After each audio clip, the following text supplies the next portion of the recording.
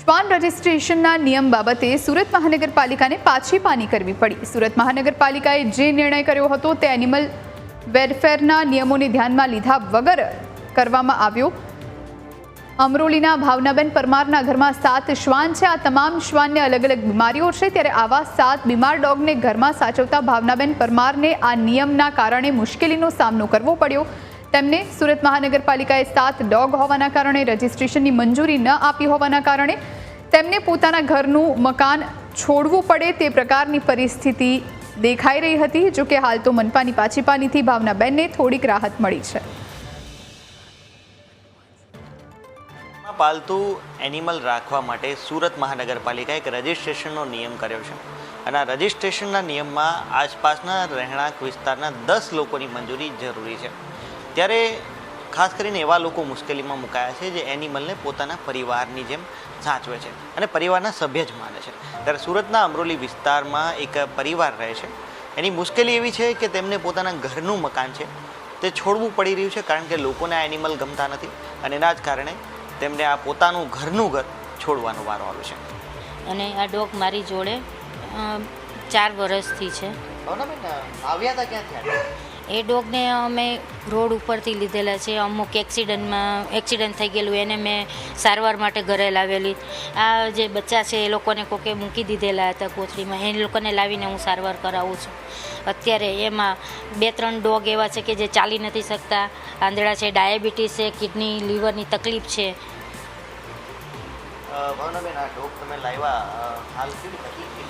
અત્યારે તકલીફમાં તો જો હું વ્યાજે રૂપિયા લાવીને એ લોકોની સારવાર કરાવું છું। અમુક વાર મારે નવસારી લઈ જવા પડે, અમુક વાર પ્રાઇવેટ ડૉક્ટરની મારે સારવાર કરાવવી પડે છે। અમુક જે આ બિચારા આવા કોઈક સેવાભાવી હોય એ લોકો આવીને અમારી ડોગની સારવાર કરી જાય છે। નહીં એમાં તો અમે છોડી ન શકીએ ને, કારણ કે મેં એ લોકોને લઈ આવી, એની મેં સારવાર કરી, સાજા કરું છું અને એ લોકોને મારી છોકરીઓ કરતાં વિશેષ હું માનું છું। અમારે ઘણો 7 ડોગ છે ને 5 અમે છીએ। મારા પરિવારના મારા ખુદના જણેલા છોકરા હોય ને એવી રીતના હું એમને રાખું છું। લોકો હેરાન કરે છે, આજુબાજુવાળાને ડોગ ગમતા નથી।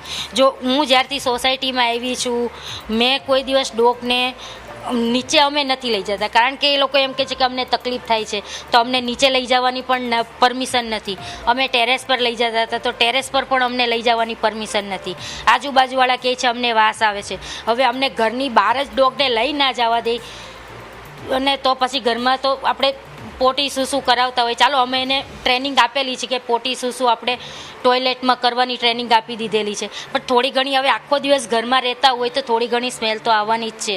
હવે એ લોકોને વાળ છે કે અમુક સમય હોય તો વાળ પણ ઉતરે, એવો સમય આવતો હોય। હવે આ બધી તકલીફ એ લોકો નડે છે। એના માટે 2 શબ્દ હું એટલું જ કે હાથ જોડીને એટલી વિનંતી કરું છું કે જે આ 10 પાડોશીઓની જે પરમિશન લેવાની છે, આજુબાજુવાળાની પરમિશન લેવાની છે, એ બધા નિયમો કાઢી નાખો। અને પાલિકાને એક જ અપીલ છે કે 10 લોકોની જે મંજૂરી છે તે ન લેવામાં આવે ને અમદાવાદમાં જે પ્રકારે ડાયરેક્ટ રજિસ્ટ્રેશન ઓનલાઈન થાય છે તે જ રીતે પેટનું રજિસ્ટ્રેશન થાય તો તેમને હાલાકીનો સામનો ન કરવો પડે। બાકી ઘરનું ઘર છે અમરોલી વિસ્તારમાં અને લોકોના ત્રાસના કારણે અને પોતાના શ્વાન માટે પરિવાર ઘરનું ઘર છોડવા તૈયાર છે, પરંતુ આ અબોલ જીવને છોડવા તૈયાર નથી। ત્યારે તંત્ર કંઈક વચલો રસ્તો કાઢે તેવી અપીલ છે આ પરિવાર દ્વારા કરાઈ રહી છે। કેમેરા પર્સન કેસી વઘાસિયા સાથે મિત્રુપાપરા, ન્યૂઝ કેપિટલ, સુરત। અને અમે અહીંયા મ્યુનિસિપલ કોર્પોરેશનમાં પેટ જે રૂલ્સ છે તેનો વિરોધ કરવા માટે આવ્યા છે। સુરત મ્યુનિસિપલ કોર્પોરેશનમાં હમણાં થોડા સમય પહેલાં જ એ રૂલ કાઢ્યો કે તમને તમારા પેટ ડોગનું રજિસ્ટ્રેશન કરાવવું જોઈએ। અમને કોઈ તકલીફ નથી રજિસ્ટ્રેશન કરવામાં, હમણાં બધા ડોક્યુમેન્ટ્સ રેડી છે, પણ અહીંયા જે અમાન્ય રૂલ છે આ લોકોના, જેમાં 2 રૂલ અમને નથી એ બરાબર લાગતા।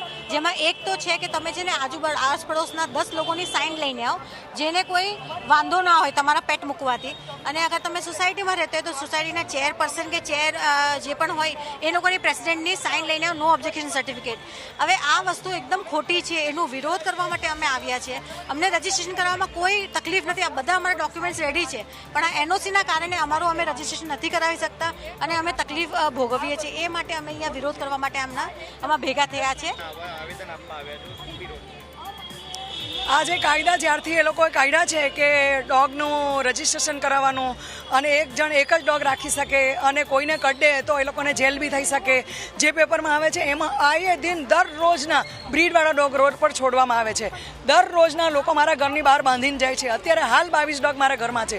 દરરોજના કોઈ લેબ કોઈ ડોબરમેન, કોઈ જર્મન શેફર્ડ, બધા તો જે કોઈ અપનાવતું નથી ને જે લોકો રાખે છે તેને આવી રીતના પરેશાન કરે છે.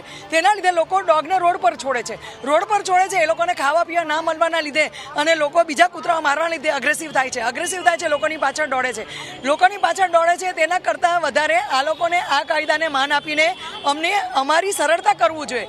રજિસ્ટ્રેશન કરવામાં બી 10 લોકોની સાઇન કોણ આપશે ભાઈ? અમે લોકો જેના ઓટલાની બાજુમાં ખવડાવીએ છીએ એ લોકો ખવડાવવા નહીં દેતા, અમને સ્ટે ફીટ કરવા નહીં દેતા, તો ઘરમાં કૂતરા રાખવાની મંજૂરી કોણ આપશે? એનિમલ રજિસ્ટ્રેશનનો મુદ્દો છે અને કરનો મુદ્દો છે. એની અંદર સુરત મહાનગરપાલિકાને અમે એ બતાવ્યું કે જે નિયમો કાયદાના અનુસાર નથી, કાયદામાં પ્રસ્થાપિત થયેલા નથી, એવા નિયમો ઉપર એફિડેવિટ લોકોએ આપવાનું છે તો એ કેવી રીતે આપી શકે. કમિશનરશ્રીને વાત સમજ પડી છે. 2008ના ભેંસપાડાના ઠરાવ ઉપર કૂતરાવાના કર લેવાના તો એ કેવી રીતે લેવાના એ પણ એમને સમજ પડી છે.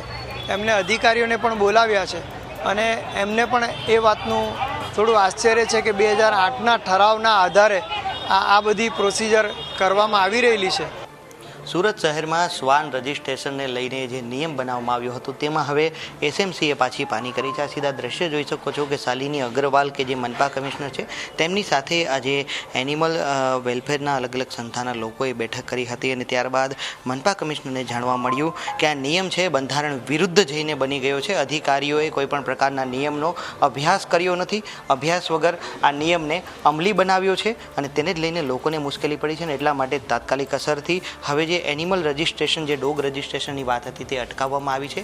બીજી તરફ હવે આરોગ્ય વિભાગના વડા સહિતના જે અધિકારીઓની એક ટીમ બનાવાશે, ત્યારબાદ એનિમલ બોર્ડના જે નિયમો છે તેનો અભ્યાસ કરાશે અને ત્યારબાદ ફરીથી નવા નિયમો ઘડાય, રજિસ્ટ્રેશન પ્રક્રિયા શરૂ કરાશે. તે પ્રકારની વાત હાલ સામે આવી રહી છે. જોકે હાલ આ મામલે મનપા કમિશનર કંઈ બોલવા તૈયાર નથી, મગનું નામ મરી પાડવા તૈયાર નથી. મનપા કમિશનરની નીચે કામ કરતા અધિકારીઓએ નિયમ ઘડી દીધો પરંતુ બંધારણની જ તેમને ખબર નથી, નિયમોની જ ખબર નથી. 2008નો ઠરાવ જે ભેંસપાડાનો ઠરાવ હતો તેને શ્વાનના કરના ઠરાવમાં કન્વર્ટ કરી દેવામાં આવ્યો. આ તમામ જે બાબતો છે અભ્યાસ કર્યા વગર જ કરી દેવાય હોવાના કારણે હાલ એસએમસીએ પાછી પાની કરી છે અને આ મામલે હાલ મનપા કમિશનર છે તો કંઈ બોલવા માટે તૈયાર નથી.